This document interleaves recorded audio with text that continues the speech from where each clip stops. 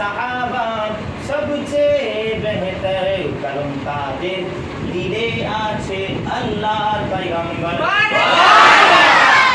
তাদের দিলে আছে আল্লাহর পয়গম্বর।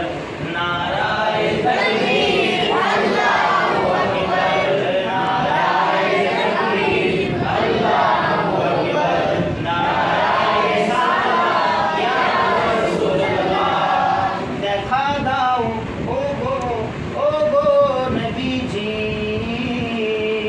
তোমারি দিদারের আশায় মোরা আছি।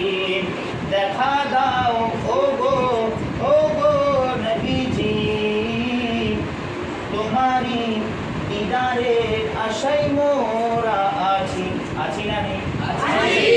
বলেন কিছু করতে হবে, এমনি তো দিদার হবে না। মৌলানা সাহেব আলোচনা করছিল, কি বলছিল? চোখে পর্দা, চোখে পর্দা পড়ে গিয়েছে আমাদের, পর্দাটা তুলতে হবে। চোখ আমাদেরকে বানিয়ে নিতে হবে।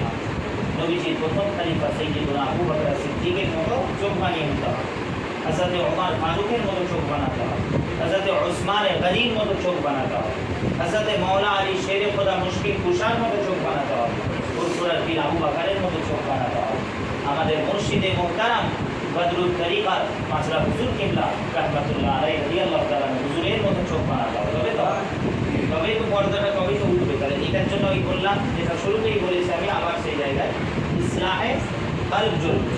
ইসলাহে কলব আপনাকে খানকা, দরবার, কোনো নেক সোহবত, ওলিয়ে কামেলের সোহবতই পাওয়া যাবে, কি ইসলাহ পাওয়া যাবে।